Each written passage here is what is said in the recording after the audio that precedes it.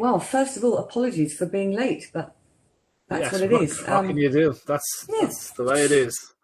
Yeah. So hi guys, and welcome to Simply Raw Interviews. I'm Molly Lambert from Simply Raw Feeding, and on the committee for the Raw Feeding Vet Society and have been for about 8 years. I'm also going to plug the conference here, which go onto the RFVS website, guys, because it's going to be amazing. And I think the first 15 people that want to join live in Barcelona can do that. So if you're interested in that, that would be amazing. And welcome, Dr. Connor Brady. Thank you for joining us, Connor. You need no introduction. I do. Owner of Dogs First, author of the amazing book, Feeding Dogs, and one of the Raw Pet Medics Dynamic Trio. So welcome and thank you for chatting and having we're going to have a good bit of a rant, aren't we, about the problems with artificial supplements in pet food. A juicy topic. So Connor, where did these nutrient rules come from in pet food? Where did they start? The origins of them is really important, actually.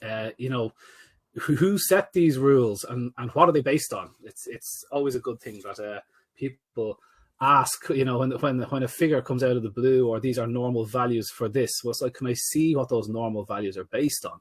People are learning this for we're having this problem with raw fed dogs, how much protein is normal in the blood. And it's, well, if your comparatives are dogs fed very low protein cereal based pet food, that's not a normal amount of protein in the blood, is it? Normal amount of protein would be normally dogs.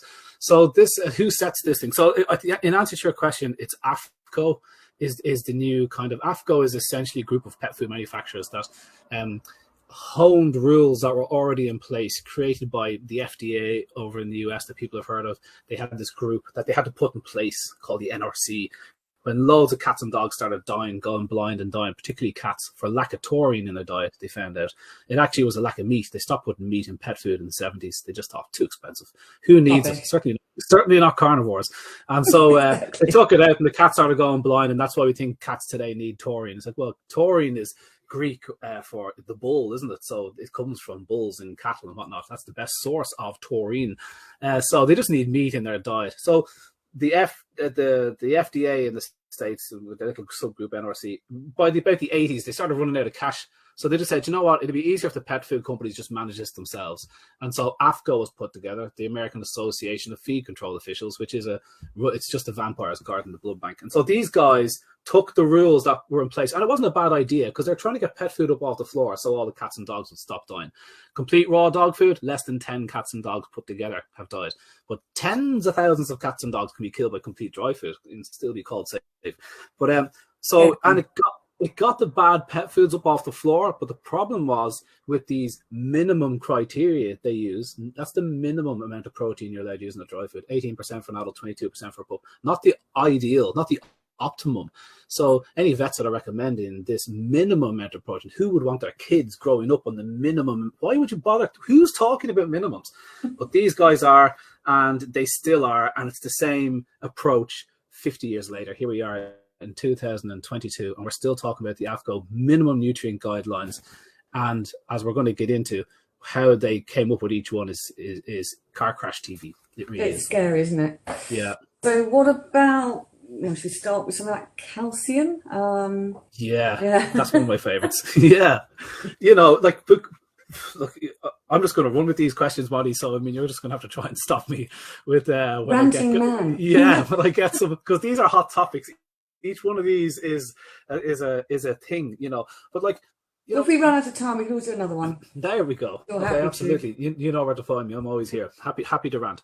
Thanks. But it's fresh calcium. You just can't beat fresh calcium. And studies of the human supplement industry, particularly mineral supplements. Vitamin supplements are okay. You can absorb them okay. But mineral supplements, the gut just does not like them. The gut doesn't like minerals, full stop. Even minerals found in nature. Minerals have to be holding the hand of a carbon molecule. It's called chelation. They have to be chelated to a sugar, to a carbon molecule. And the gut sees the carbon molecule and goes, all right, buddy, come on in. And then he goes, oh, can I bring my friend a piece of calcium or zinc or iron or whatever? And in he goes, even though he wasn't invited to the party. And that's how your minerals get in. Now, when you get minerals from a conical flask, the George Jetson nutrient pill. The problem is they don't chelate them to carbon, because that's mega expensive. You can buy these chelated mineral supplements, but they're hugely pricey, not used in pet food ever, very rarely. There is slightly better mineral supplements coming out, but anyway, the stuff used in dry pet food is like zinc oxide and magnesium oxide, copper sulfate, iron oxide, as it sounds, is rust. So studies of these conical flask minerals show that the absorption is terrible in humans. So even when very large studies looking at osteoporosis in middle-aged women, and they showed that people can eat 5-10 times more calcium from their supplements and will have worse bone scores than people eating 5-10 times less calcium, but from food sources, not just your dairy, but dark greens and everywhere else calcium comes from. So you can eat just a tiny bit of the natural stuff. That point is going to be repeated across the board with zinc and the rest of them. Just a tiny bit of the real stuff is wonderfully effective by the body. And you need a heap of the bad stuff. And so they use a heap of the bad stuff in the belief that a little bit will get through. And sure, it doesn't matter about the rest of it. The body will just handle it. Comes straight out the other end. Come straight out the other end. Absolutely. A lot of it has to be processed away by the body if it gets through anyway.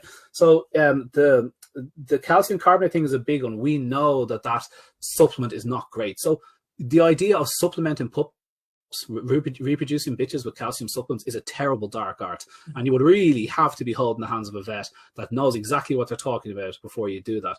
Because if you let a reproducing bitch loose on calcium supplements and she eats her, suddenly you see her and she's in the bag of calcium supplements, you should rightly worry and get yourself down to the vet ASAP. But if that dog's eating a meaty bone, nobody panics. That's a heap of calcium right there, and the pups don't come out like little statues or deformed because the body handles all that calcium very, very differently. So fresh, natural calcium for your reproducing bitch. There you go. Have a meaty bone on the side. Eat what you want. It's all handled really interesting. fine. That's really interesting, actually, Connor, because my little Jack Russell, she had puppies 9 years ago, and in the last, I'd say about a month, she went off complete food, and the only thing she would eat was lamb necks, so really high bone content. Yeah. And she produced 4 fantastic little puppies. But I'd forgotten that actually, and that she just wouldn't touch anything else. She just wanted lamb necks. There you go. Yeah, pure zoo pharmacology, isn't it? It's like and pregnant women do it all, isn't it? Yeah, absolutely. I don't think we don't listen to our bodies as much anymore, but dogs, cats, cattle, deer, birds, insects, they're all known to do this at certain times. I mean, even with my last baby, my wife was eating a furious amount of apples. Never really ate an apple before, doesn't care about them after, but really needed a lot of apples during this last pregnancy. Who knows, there's something in there her body needed, and she had a pure craving for it. But that's your gut flora and your gut screaming for it. Yeah, gut feeling. Isn't it a great thing, gut feeling? Yeah, oh yes, I do like that. I have to use that more. That's obviously where it comes from. You get this feeling. It's a people think, I have a terrible sweet tooth. Well, you have a gut flora screaming for sugar because you've had a bit of a bad run of it, an unhealthy run of it, and you've just farmed a gut flora that just wants sugar, and then you give it sugar so it grows, and then it asks later, get sugar. Yeah, next thing you know, you're chasing kids down the street and robbing their jellies, So, but it's just a pure mechanical reaction to these little lives that we're trying to farm inside us. So yeah, I love all that stuff. That's really, really interesting. The zoo pharmacology thing, Maddie, was so interesting. Do you know Caroline Ingram? Yeah, absolutely. The lady that coined it. She's such a legend. Got to get her on this, actually. Yeah, that's a good idea, actually, yeah. Oh, God, she's so interesting. So I was sitting down to dinner with her the night before she was doing her show, where we were doing our conference, and I was just, being skeptical and ask her about these things. And I want to put German chamomile in the dog's food if she has a dicky gut. And she's like, no, just leave it on the side of the bowl and let her select. I'm like, no, medicine, get it into your dog. So we're battling over this. And the next day she calls me up. She says, I want 4 or 5 people that are very stressed. And Connor Brady. So we all stand up the front. I am very stressed. And so we're stand up the front. She goes, this is licorice root powder. And she takes the lid off. She goes, now everybody dip their finger in of, pre-COVID times. So you can all just suck your finger gleefully and it comes along to each other. She goes, now tell me what it tastes like. And I said, it tastes like, shitty licorice. It doesn't taste like a licorice all sort, but it's grand, it's licorice. And she goes, okay, grand. And then she goes back to them again. And as soon as the first girl who got her second dip tasted it, she went, oh, that's sour. She goes, you can sit down. Came back around to us. By the third time, I was like, oh, no, that's not nice. Gets you there. Sat down. And by the last time, I think one of the guys went about 6 or 7 times. And she goes, you need to go to the doctor. You are seriously wiped out. Your adrenal glands, you have black eyes, which is an adrenal gland kind of sign. Apparently, now I know. This is real TCM stuff that I'm very unfamiliar with. So anyway, the point was that's how zoofarmacology and how dogs and insects and birds and cattle will eat the legs of baby birds, deer, because they to grow these ferociously calcium, amazing animals, and then just throw them off as if I'll grow next year. Unbelievable! That's how much calcium is in grass. So I did something similar with Isla. I didn't realise actually that you had to try something 7 times, because Isla Fishburne came to stay with us years ago, and she offered all of us and the dog spirulina, and I smelt it and went, oh no, really don't want it. Charlie loved it. Bongo, our little lurch at the time, he would have eaten the whole pot. The terriers went, nah, not interested. So it is fascinating. I don't do enough of it, but I'd love to learn more. Yeah, she often goes for spirulina, chlorella, all those kind of phyto jobbies, and puts them in the water. So I like that idea. And I also nicked an idea for her about the electrolyte water, because as we started talking about that, I thought, well, you can dissolve in good quality salt. So if you're working your dogs or hunting, or or if they're gut sick, because your electrolytes control the osmotic potential of your gut. So when you're pooing out water all the time, your electrolytes go to hell. So you can offer your dog good quality filtered water, anything but chlorinated tap water. Imagine having a huge nose and drinking swimming pool every day. Disgusting. So that's why they want to drink out of mucky puddles and not your lovely fresh tap water. It's the crap that's in it they don't want. So good filtered water, and in the second bowl, good quality salt dissolved. A little bit of hot water thrown into the second bowl. Yeah, anything cool with a name, or good chunky salt, not refined stuff, and the dog will take what you need. So like if you're itchy, you might take a bit of magnesium. Very popular to use magnesium in a dog. On a dog, rubbing it in the soaps and Epsom salts, all magnesium-based ideas for itch. But actually, the dog might help the dog drinks it as well, so you can pop it just from salt. So if we do the zoo pharma congress, we're going to have little bowls all around our kitchens going. Do you want some nuts? Do you want some spirulina? Do you want some salt? When you fall over them. Anyway, we should do. That's a great live, because I want to see more of that. When Carolyn shows you the videos of dogs selecting, you're stressed. Okay, lavender or frankincense, both of them are used in stress. Yeah. So she puts a drop in each tissue and puts them in different corners of the house. Which one? Suddenly the dog is sleeping out in the hall near the room with the frankincense on it. It's like, oh, it's frankincense for you, buddy. Fantastic, isn't it? Ah, wow. So, that's really interesting. I think she said it's repressed in us because we're such our noses have gone to hell. I mean, we've lost the way with drugs and medicine, haven't we? I think seasonal eating. Where is it? We expect beans, strawberries in December. They taste we demand them. You go to the shop, there's no bloody strawberries. What am I going to have for Christmas lunch? How spoiled we are. Anyway, sorry, I diverse. So listen, this is get used to it. Ranting man. I'm a ranting girl too. So what should we talk about next? What about zinc, iodine? Don't know. What's your favourite next one? I've got a few. I think as long as if there was any vets or vet nurses listening, but I think the calcium, the takeaway from calcium is that fresh calcium wins every single time, and the idea of removing fresh bones from a meat and bone eating animal is idiotic. These are bone crunching teeth. These ginormous carnasal tooth you see at the bottom, the triple ridge thing, and they side past each other. So it's for chopping and chunking meat and bone. So they need that sort of material. So yeah. But after calcium, I mean, you could go on to zinc. Actually, before I leave calcium, one more point. A lot of pet foods, when they're tested, such as by Susan Tixton in the Great Pet Food Test or Pet Food Test Results. Her website is Truth About Pet Food. Wonderfully interesting one. She sits in on all the AFCO meetings, the group I just mentioned, until they kicked her out, even though they're public meetings, because they didn't want to be asked any questions. Yeah. So she's a great lady. She puts her neck on the line. She was at the Royal Feeding Vet Society in Bristol, last conference we did. Yeah, amazing lady. About the tularemia talk. Do you remember that? Tularemia, the bacteria from the factory that she thinks was laying out humans. And once she started exposing it, they concreted over the factory. That's staggering, and that went to the very top. That did very, very dark stuff. Brave lady. Brave lady, absolutely. But she tested 12 pet foods, all the top brands, and 4 or 5 of them were way too high in calcium. And people would say, why are they putting too much calcium in pet food? Well, it's because the meat that they use, the meat meal they call it, or meat and bone meal is what most people call it. Bone meal if you're a landscape gardener. So the bone meal that they put in, because you don't send meat to a rendering plant, you don't make money not taking the meat off the cow. So the bone meal, they use lots of the bone meal. So the calcium contents of their dry foods can be quite high. So it is interesting that what they say is... And most people think that's good, won't they? Oh, there's lots of calcium in my dog food. That's great. Yeah. That'd be great for his teeth. Yeah. Not that sort of calcium. And that's when you get this, people obsessing over the calcium phosphorus ratio. Actually, that's where we should go next, phosphorus. People are, how much calcium, how much phosphorus, and the two are uniquely combined, as if this crap is important for the kids. Like, does anybody have kids out there? Does anybody know their RDA of calcium? How much calcium to give kids yesterday? Haven't a clue. Oh, you terrible parent. You know, your kids. No one would they? That's what I say to every client I have. Do you know exactly what's in your daily food?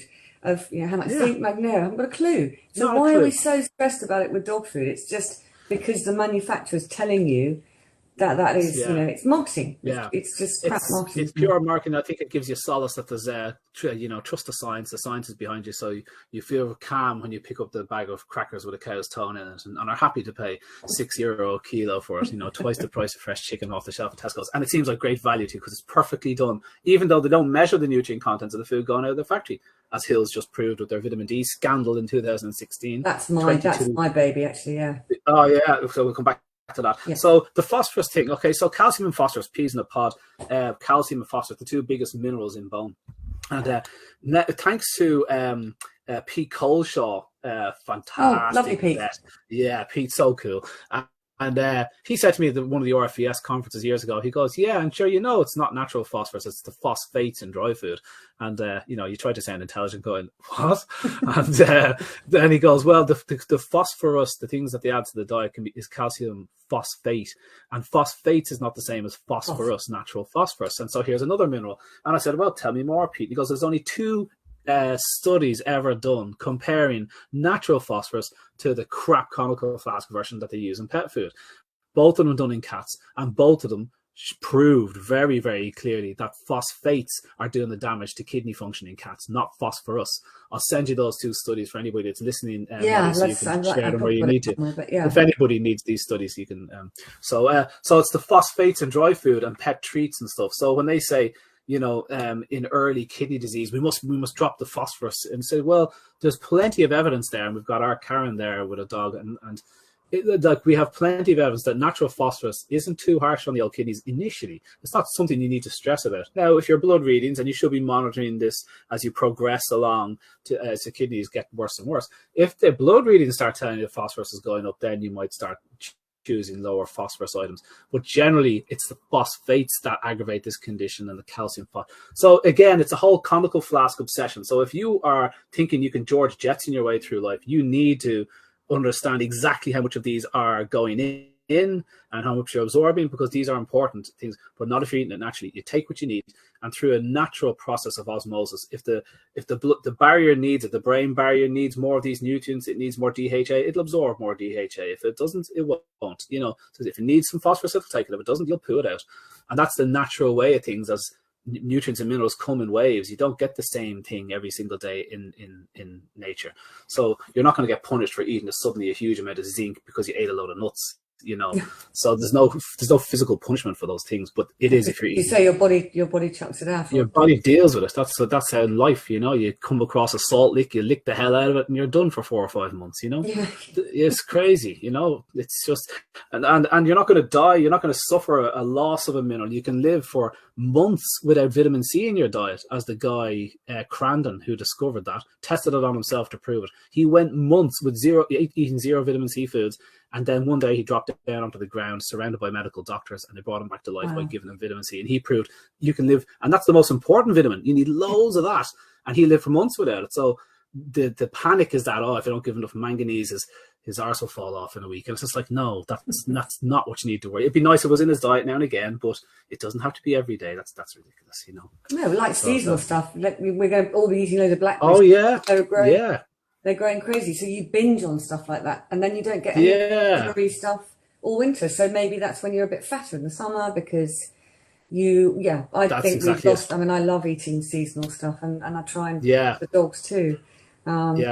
Yeah, I like that point, because I was thinking, you know, that's why sugar comes into the food chain. So you've got this, you know, we're trying to avoid the whole cause of obesity is you're spiking your insulin. You bring forth more insulin and it packs the sugar into the fat stores and you get fat. So you need to avoid things that spike insulin, which is, refined carbohydrates and sugar and all that kind of stuff. All right, we understand that. But then I was thinking, if you've got these sweet berries and fruit in coming into autumn that you eat lots of, and it puts on fat because it's so perfectly placed, because we're about to go through a winter when there's bugger all food around. Isn't it so lovely the way everything works? It's so logical, Connor, isn't it? When you think about that, and you look at my apples and everything's growing now, and you go, that's massive sugar, and and in the winter, but we don't live like that anymore. But I think lots of people are really going back. Certainly, we are here.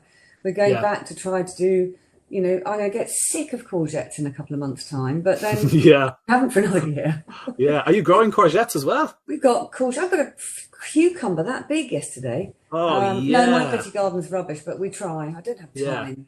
I wouldn't have got cucumbers. Who eats cucumbers? My God, like what is the point? Yeah, yummy. I just pollute them with salt to the point they are definitely not good for me by the time I eat them. Like beetroot and rhubarb, you either love it or hate it. Beetroot, no. I know beetroot is good for you. I can tell by the colour of it you're so good for me. I just can't get it into me. Well, maybe the zoo pharmacognosy thing says you don't need it. Maybe so. That makes me feel better. There you go. Horrible tasting vegetables. And celery with a heap of salt in Philadelphia. I like the crunch of it, hanging out of a gin and tonic, of course. Bloody Mary. As I say, Bloody Mary. A few uses. Yeah, actually. There you go. 2 perfect uses. So that was the calcium phosphate. Another great one is zinc. Zinc is a really important mineral. And up until actually the 60s and 70s, people said it had no function in the body. So this is how little we know about minerals in humans, but now we know zinc is fierce importance. Even just talking skin conditions, a lack of zinc in the diet can be bad scruffy coats in dogs, bit of dandruff, those elbow calluses that you see pups and dogs getting. You can have 5 or 6 dogs in a pen and only 1 or 2 of them are getting these elbow calluses. You can actually rub almond oil or coconut seed oils on that, and the zinc, selenium and vitamin E in that oil can actually bring back hair growth if it's because of zinc oxide. And the reason for that is because dry food is full of zinc, but it's zinc oxide. Okay, it's just the worst type of zinc, and we know dogs absorb 10% of the zinc oxide, so you have to use lots of it. So the problem is AFCO realizes this, and so it tells manufacturers that the minimum amount of zinc in pet food you must have is 120 milligrams per kilogram of dry food. Okay, 120 milligrams. So this is an insanely high amount of zinc for any food item to have. Even like when you pick out your nuts, because they contain zinc, they contain about that much zinc. So almost all foods are deficient in zinc to AFCO. Okay, so where does this become a problem? Excuse me. The problem is when raw dog food manufacturers and formulators like Moddy and myself are kind of billed to or tasked to create a balanced raw dog food for a company, and they say, right, we'll make this kind of balance to AFCO standards, make them happy. FEDIAF here in Europe, but FEDIAF just copy AFCO. And so we have to run around and we make our mix and we think this is beautiful. We'll add a few bits and pieces. What a lovely meal. And then we run it through some sort of silly animal diet formulator, which, by the way, guys, how can an Excel spreadsheet in the States tell me how much nutrients is in my blueberry or my grass-fed liver off a hill in Wicklow?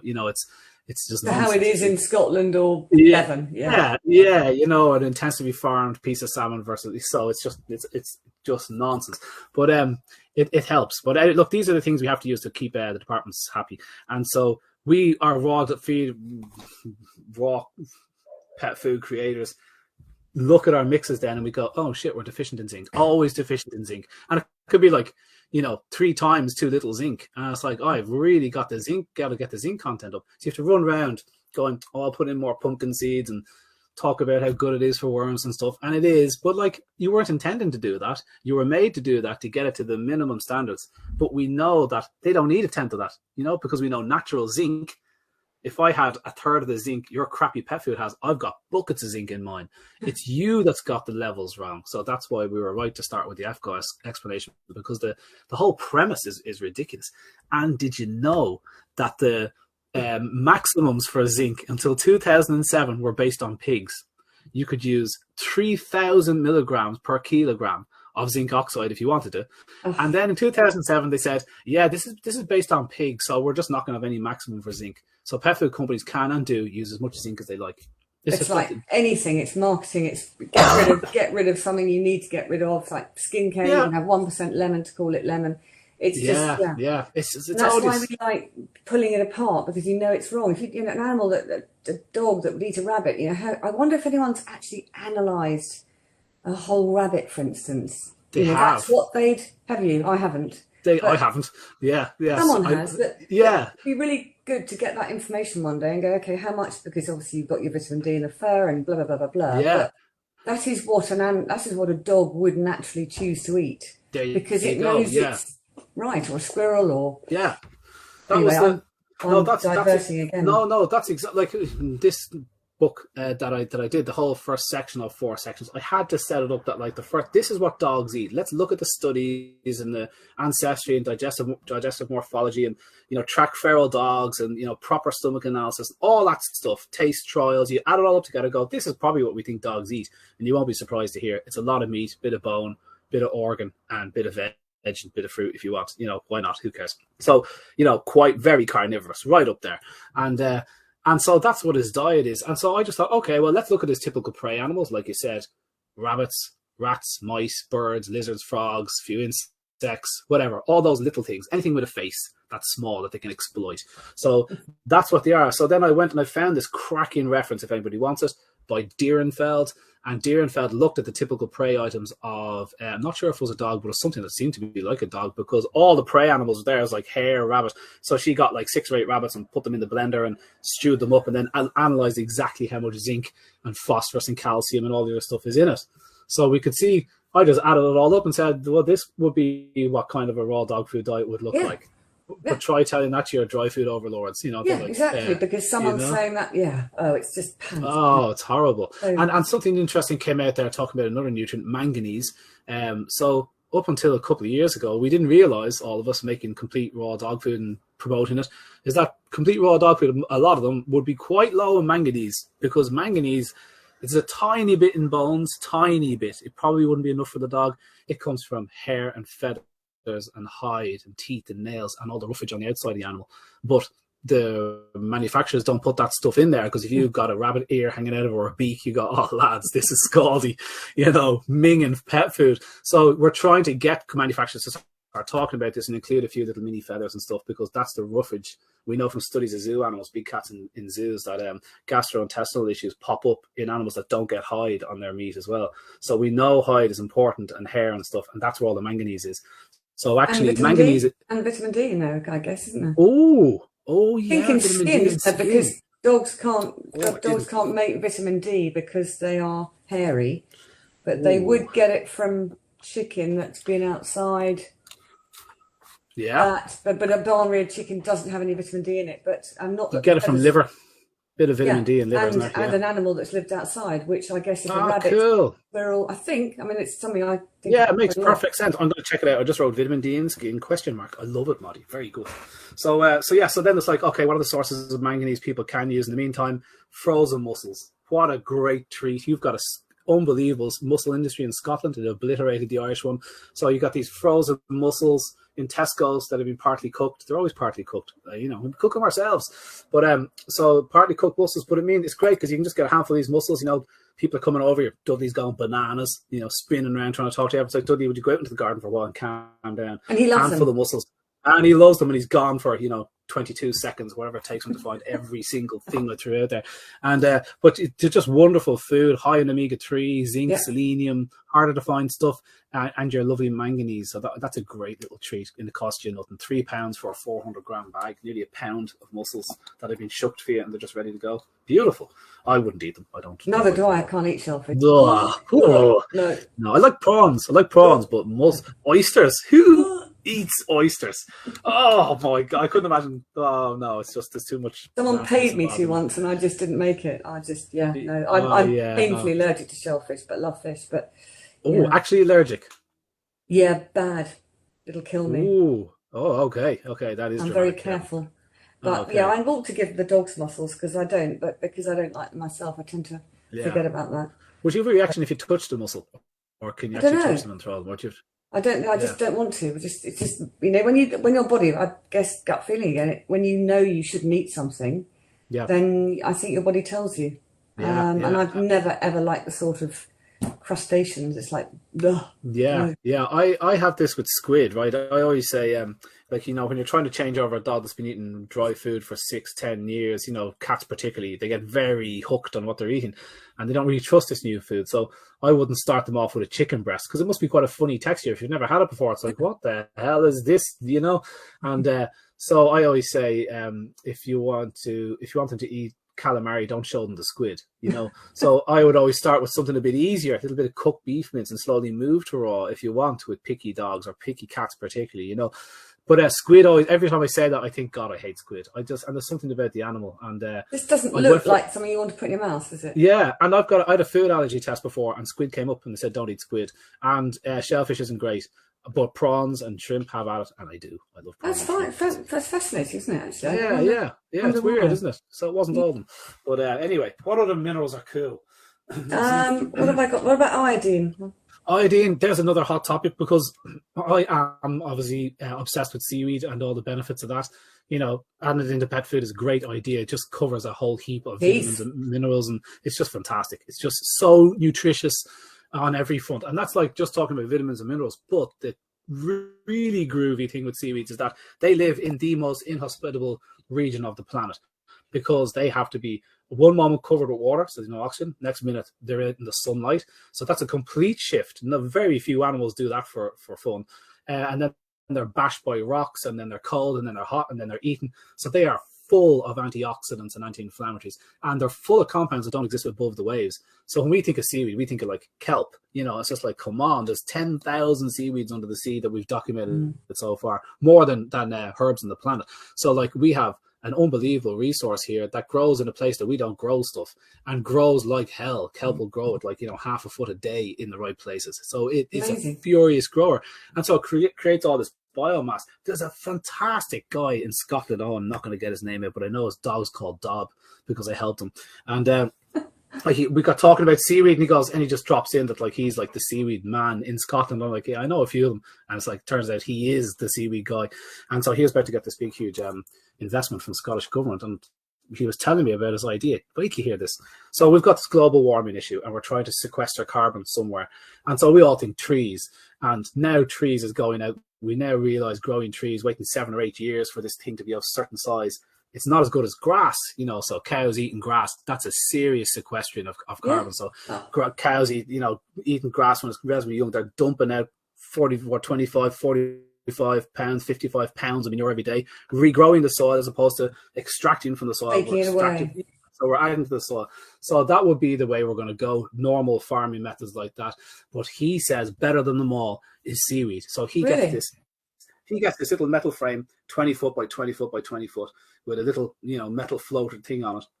And he drops ropes from it. You don't even have to seed the ropes. They just drop the ropes into the sea. They anchor the thing there in the intertidal zone, and they drop the ropes into the sea. And there's so much seaweed seeds in there. The kelp just adheres onto the rope and grows. And then they pull it up. And his idea is that he's got something like a little car crusher, a little blade in a car crusher. And the ropes are automatically hauled up. You don't even need somebody on it, he says. Hauled up, they chop off all the seaweed, but they leave the stipe still on the seaweed. So it goes through, chops off all the seaweed gathers, and then they compress it, and they squish all the water out, and they create this solid ton block of seaweed. And they can do that every month, or, you know, from like. What about pollution in the sea? Is that not an issue? The plan is what does he do with the carbon? And he goes, I'll just chuck it over the side. And I'm like, what? And he goes, well, you've just taken that carbon from the atmosphere. So you've just taken a ton of carbon out. And it's like, okay, and what's the plan? He goes, just dump it over the side. Fish will eat it. Baby fish will live beside it. All sorts of creatures live it. You can put it at the bottom of cliffs to protect them from erosion. Who cares if it breaks up and goes into the sea? It's food for fish. But the main thing is you've taken it from what it was, and you extract the carbon dioxide because the sea pulls in a whole hell of a lot of carbon dioxide. Wow. And so, yeah. So he's like, and then he's like, and even better, he goes, we've got all these closed oil refineries and oil wells here. So he goes, so you just mix the seaweed, you mulch it up, and you mix it with a probiotic. And then you launch it down into the oil holes, and it ferments and it produces gas, and you suck off the methane and you sell it. I'm sitting there going, I cannot believe this is an idea. And he goes, yeah. So if you're flying to France and you know you're using 1/2 ton of carbon dioxide, and you are each way, 1/2 ton of carbon dioxide up into the air because getting your fat ass from Ireland to France and back, And it's like, okay, I'll give Ryanair €1. And he goes, like, the real cost of that is like, 50, €100 to this. There's a website, I can't remember the bloody name, where they actually do grow trees to compensate for your flights. But it's quite pricey. It's like, pricey. What's the comparative? But, it's 150 quid. And he goes, you'll just go onto my website with seaweed and it'll just be done. It's like, click, 20, 30 euro. And finally, he says, I can create, he goes, seaweed, I can't remember the figure, but it's 6, 7, 8 times more nutritious than soy. And it grows in soil. It doesn't need any nutrients. It doesn't need any pesticides, nothing. And it grows. You can just fly a plane past the coast of Rwanda and just drop these things out. And they'll just have tons of highest quality protein hanging off them in a couple of months. And go help yourselves, lads. Wow, that's fascinating, isn't it? Yeah. So I love seaweed. Iodine is the thing, and people get their knickers in a twist. And doesn't seaweed contain iodine? He goes, yes, thank God it does, because our soils don't anymore. Yeah, absolutely. So iodine is vital for your thyroid to function. If you don't have it in your diet, you're doomed. And we don't get enough iodine in our diet because we're not eating the right stuff. We're eating intensively weird crap. Blueberries grown in the same horrible soil, the same chemicals, given nitrogen every year. That's all they need. So you don't have these nutritious fruits. You have to eat 7 times the amount of oranges you had to do in the 70s to get the nutrients out of it. So, our fruit and veg are going to hell if you're not eating the stuff grown in the ground out your back garden type thing. Moddy stuff.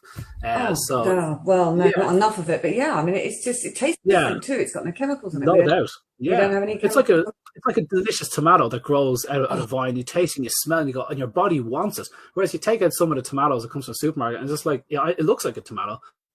But after that, it could be my kids' tomatoes. And I think strawberries are the best because in December, they just taste completely, there's nothing like picking a fresh raspberry or strawberries. And actually some dogs pick those too. My guys don't like fruit. My fellow will take the blackberries, but very gingerly. He just sits there and waits for me to do it, and I do it for him. If I left him there, he'd do it, but I don't know. Bloody Cocker Spaniels, he just has the absolute workings of me. So this iodine thing, I think a lot of people are worried, but look, some seaweeds are very high in iodine, like true kelp. That's laminaria. That's the stuff that grows in big forests that the seals swim through. That's not normally the stuff you get when people call it kelp because they call all seaweeds kelp. You're probably getting Ascophyllum or one of those browns. Fucus serratus, one of those things that grow pretty quick. And so these seaweeds aren't as high in iodine as laminaria. They're about half the iodine content. So there's half the iodine gone. And then we look at the concern over iodine in pets or in humans is because those studies are of, go figure, conical flask iodide. Okay, so iodide on its own, particularly when it comes from a conical flask, in other words, not bound up in plant material, in fiber particularly. Fiber slows down the digestion of these things. So when iodine is given on its own in a George Jetson pill, it goes into the blood, boom, and you've got a sudden shock of iodide in the blood, and that hammers a thyroid, and that can kick off issues in a dog or in a human. But never, ever, ever has it been shown that a dog needs this amount of natural iodine or not. We have no idea. Just like the other nutrients we discussed, we have no idea how much of these nutrients dogs need. We certainly don't know the optimum.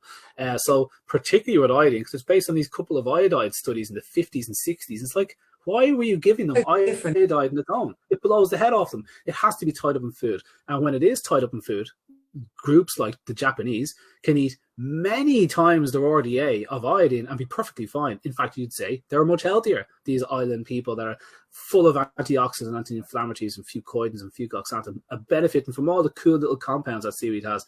So to conclude this rant on iodine, I would say the problem is if I had a hyperthyroid issue, that's more cats, you little tumor on the adrenal gland or whatever. And so if I was hyperthyroid, you don't need more stimulation. So iodine's not going to help you, But if you are hypothyroid, the dog issue, which is what a lot of dogs have, autoimmune condition, you need something to get that going. And so we put in thyroxine and all the other things to stimulate to replace the hormones that aren't produced. But you can help that thyroid by adding in some natural iodine into his diet. And because it's not iodide in its bare form, it doesn't give that kick and sudden shock that might bother your struggling thyroid. So natural iodine for a hypothyroid dog, in my opinion, very, very important. I'm waiting for a natural vet to disagree with that, but we don't really have anything. All we have is iodide studies, which are less than helpful. They're confusing and scaring everybody. But seaweed, so beneficial. Get it in there. So many benefits. Absolutely. Would Dudley pick up seaweed on the beach where you are just by eating it, or not really? Not really. No, he doesn't. I often post and ask that. Would your dogs do that, Molly? I don't know, because we don't take them to the beach that much, actually. We should do, but they're yappy type dogs. Oh yeah. Okay. No, I've never All seen right. them. Yeah. I've never seen them choose it, but it'd be Yeah. interesting, wouldn't it? Some dogs definitely do it, because I post this once a year. You're down the beach and you get a nice picture of some. I laid out 4 or 5 seaweeds there recently. Name these seaweeds, get a free pack of whatever. And so, and you always get, does anybody's dog eat seaweed? And some dogs do. Some dogs eat ferocious amounts of it. And if your dog eats ferocious amounts of it, that can cause a problem. There's something to do with the alginates and the jelliness, jellification. The other way you use some carrageenan and moss types of seaweed for making your ice cream more jelly and firm. So a dog eating furious amounts of seaweed can actually cause mega gastro issues. So tiny bits of zoopharmacology going on, bits of, taking a bit of that and this, have at it, as I'd let him eat grass and whatever else he wants to eat. He knows what he's doing. But large amounts of seaweed, as somebody pointed out to me, I wasn't aware, they said don't let your dogs eat like the whole bloody stipe. I was thinking a great hard treat for a dog would be grab all those free stipes on the beach and dry them out and create this hard little stick. And someone that's a terrible idea, Connor. I said, no, I didn't bring that one out. But I'll have to pick some next time we're at the beach and see what happens. So easy. Stay away from the marina. Stay away from the ports. Go somewhere clean. Don't take the stuff off the beach. You dried out crap. And go somewhere where there's rocks. There's a couple of comments actually saying, so Fiona's saying her dog eats seaweed off the beach, especially if there are dead crabs in it. Lovely. Ooh, tasty. Rachel, lovely. Very. Yeah. So some do then. I just That's interesting. haven't experienced that.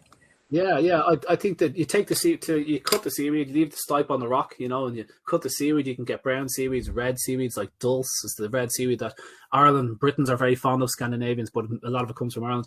Just unbelievably nutrient dense. But dulse, the red seaweed, also contains chinic acid, and chinic acid outperformed many of the chemical warmers we use in cattle and sheep today. Chinic acid. Chinic acid, K-I-N-I-C, chinic acid, and it's high in dulse. The problem is everybody likes dulse because it's one of the sweeter seaweeds, but so that's the kind of seaweed you promote for anti-worming. So what do you get in the Chinese takeaway when you get fried seaweed? What's that then? Wakame and a few others, yeah, they're different, and they do come from Japan. We don't grow. We've a few of those types. They're kind of flat-leaved, but they have a very particular type that they use for that. But I'm not too sure if you grow much of it from Ireland. I've never been offered it. I've always liked to have we use 16, 17 different things. One of them is there's this product for weepy eyes. It's a potent anti-inflammatory of mucosal membranes. I had no idea about this, by the way. There's a seaweed scientist with 30 years experience, so I just nick his ideas. I say Nick, he's happy to talk. He's at the end of his career, and he's like, do you know what else we use in cattle to increase bulk? This is what we use in chickens to reduce the amount of antibiotic use. Like, he's just throwing these things out, always seaweed-based items.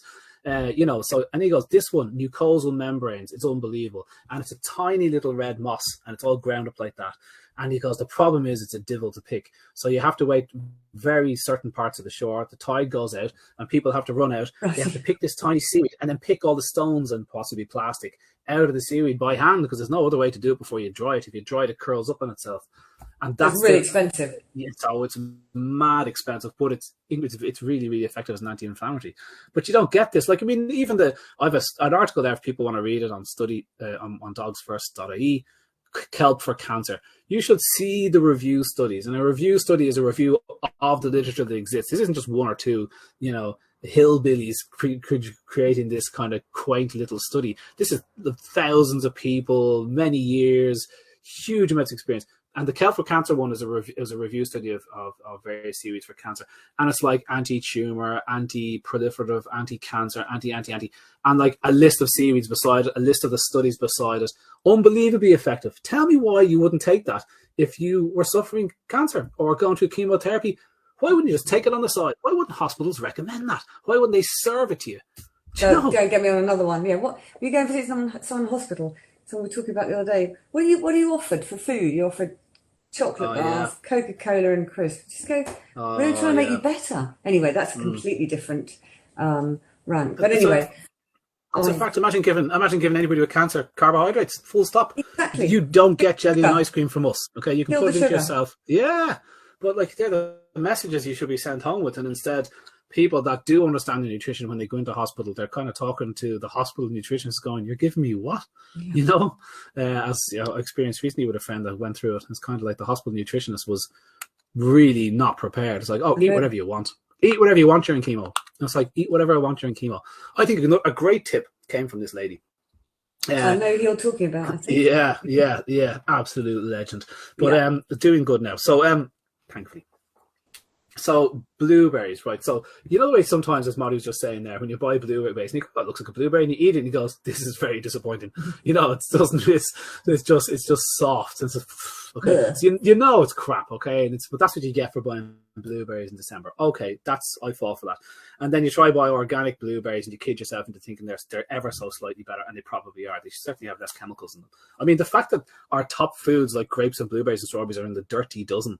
You know, don't eat these because they don't have skin to protect you from the chemicals. It's like, what? This is our food chain. It's crazy. Potatoes just made it onto it. Anyway, the best blueberries. Oh, this is such a good tip. If I say so myself, is these blueberries come from Scandinavia and Lithuania, right? So they've got forests, wild forests, and people go out and they just shake the tree and blueberries fall off it. And when they're wild, they're called bilberries. And then they get these wild bilberries that have grown in these luxurious, beautiful, unchemicaled soils. They dry them out, desiccate them properly, cryogenically. And so you get this blueberry powder, which you get. The brand I buy, for any, I'm not associated with them, it's called Loov, Loov. But there's many different brands. I'm sure it's all coming out of the same few people that do it. But Scandinavia, Lithuania is where they come from. And so you get these, Americans get it from Canada, I think. So you get these wild bilberries, you get this powder. And, you know, because 95% of the water has been removed, when you compare the price, you look at the 100-gram bag and go, oh, that's pricey.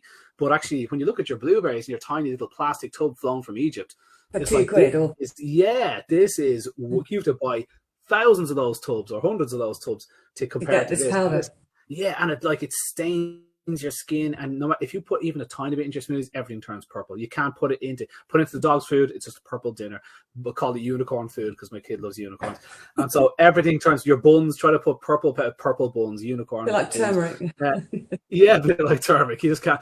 But when you taste it, I can't help but say it's a bit disappointing. You go, oh God, it tastes like it's good for you. It tastes supercharged. It tastes like eating a battery nearly. But the bioactive compounds in those wild berries are unreal. It's like a dwarf graph of anthocyanins and all the other cool resveratrol and all the compounds you're trying to get from that blueberry. So It's the same price, but bang for your buck is unbelievable. So I don't mind a bit of desiccated stuff to hit those nutrients. Cool. But what's this about vitamin D you were going to say? What's going on there? Vitamin D, I just talk about vitamin D quite a lot because a lot of people feed their dogs chicken. Now, if you feed your dog chicken and it comes from the barn-reared chicken, that animal, that bird's never been outside, therefore it's completely defunct in vitamin D. Because although they are allowed to have access to the outside, we all know that barn-reared chickens don't. It's got to be organic. It's got to be living around outside, being in the sunshine. So I find a lot of dogs are really deficient in vitamin D because of barn-reared chicken. It's got to be outside. Yeah. And I guess that's the same with beef, that, a lot of animals are reared in barns nowadays. Yeah. Look at your average cow lives in a barn. It's fed a high sugar diet of silage and given antibiotics just in case it gets sick. And we have we have a lot of chicken sheds in Devon, and I hate them. It's awful, but that's what people want chicken. Again, in the 70s and 80s, we didn't get it. It's just now such an easy to get hold of food, and obviously it's gone into the dog food, which is great. But I think if you just fed your dog chicken and it was barn reared, you'd have an issue.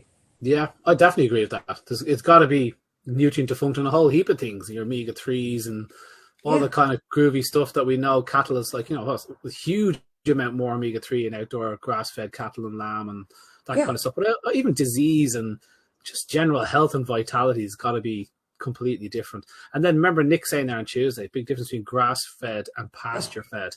Pasture-fed is all different plants grown in the thing, but pasture-fed is grass. Or grass-fed is grass, whereas pasture-fed is a whole heap of plants. And I'm like, so you it could be hay, it could be anything. Yeah. And actually a grass-fed animal like our sheep, they nibble around in the hedges, they don't just get grass, they choose what they want. It's fascinating.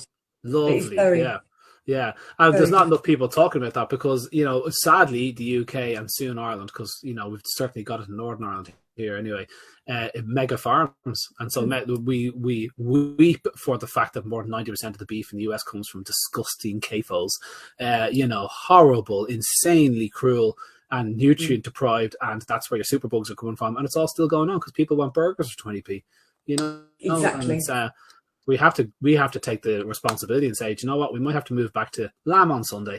And you might get a bit and then have it as a leftover once in a week. Sorry about you. That's kind of what we do here now. Yeah. You get a chicken and you get a couple of meals out of it, 2 or 3 meals out of it. I mean, you can't help but get a couple of meals. Who eats a whole chicken? Doesn't matter how many people. You've always got bits left over, and getting into stock and broth. There's another nutrient conversation. Making bone broth. Yeah, from good quality chicken bones. Why would you stew up? Sometimes I put mine. I've got an Arga, so I've got a slow oven. So sometimes I put if I don't want stock, I put the whole thing in the bottom of the Arga for about 3 days, and the bones are so soft. You squidge them, and that goes into the dog food from time to time because it's cooked bone, but it's so soft. It's literally like you squidge them in your fingers. Oh my God, that's so cool! So it just sits in the bottom of your Arga. You don't have to think about it, in a little drawer. Yeah.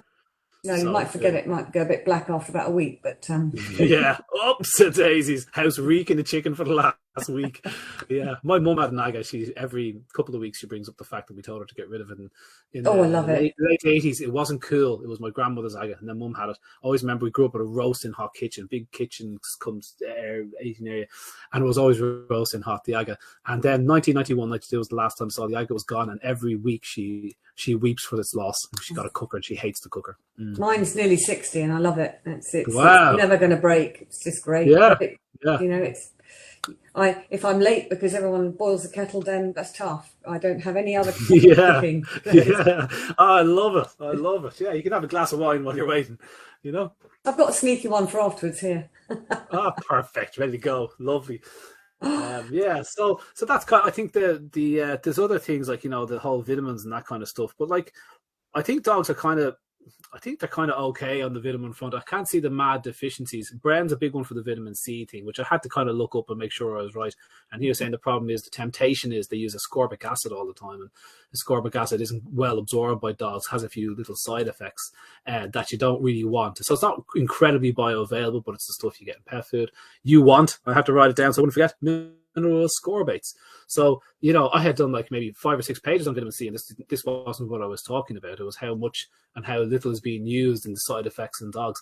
So this mineral ascorbates thing is a good idea. But these for raw feeders and for fresh feeders, these are details we don't need to know because we are already feeding the foods that contain these compounds.